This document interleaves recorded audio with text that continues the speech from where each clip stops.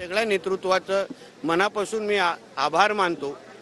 मी खास करून आमच्या परिवाराचं, संघ परिवाराचं मनापासून मी आभार मानतो की मला महाराष्ट्राच्या सेवा करण्याची ही जी संधी दिलेली आहे।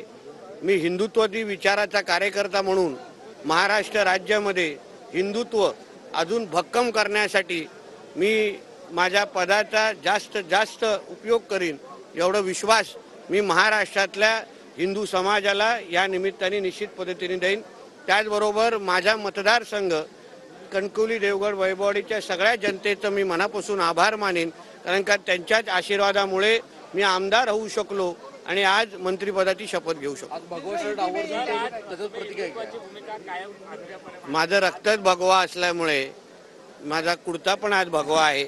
शेवटी आम्ही हिंदुत्ववादी विचाराचे कार्यकर्ते म्हणून आम्ही महाराष्ट्रामध्ये आम्ही कानकोपऱ्यात फिरलो। हिंदू समाजाचा आवाज म्हणून आमच्यासारखे असंख्य हिंदुत्ववादी कार्यकर्त्यांचा आवाज आज मंत्री म्हणून मी आज तिथे उभा होतो। म्हणून त्यांच्या मनातला जो रंग होता तोच मी आज घालून उभा राहिलेलो आहे। सर, आता तुम्ही महाराष्ट्राचे मंत्री झाले आहात, महाराष्ट्रासाठी नेमका आता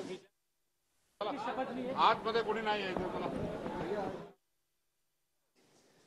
संघर्ष आता याच्यावरून संघर्ष करणं हेच माझ्या दृष्टीने आहे आणि हे आता याच्यावरून सिद्ध झालेलं आहे।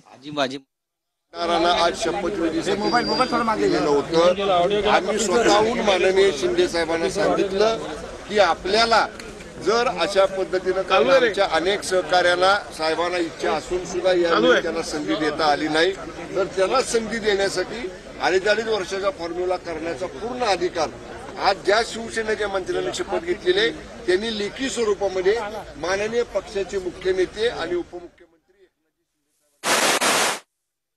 राज्याचे मुख्यमंत्री देवेंद्रजी फडणवीस साहेब, उपमुख्यमंत्री एकनाथजी शिंदे साहेब आणि आमचे नेतृत्व राष्ट्रवादी काँग्रेस पक्षाचे राष्ट्रीय अध्यक्ष उपमुख्यमंत्री अजितदादांचे मनापासून आभार मानते की आज पुन्हा एकदा या महायुतीच्या सरकारमध्ये मंत्री म्हणून काम करण्याची त्यांनी मला संधी दिली आणि या संधीचा अधिकाधिक लोकहिताची कामं करण्याचा प्रयत्न तिन्ही आमच्या नेतृत्वांच्या मार्गदर्शनाखाली मी करेन। चांगला एक आनंदाचा क्षण आहे आयुष्य। तर ज्यांना मंत्रिपद मिळालं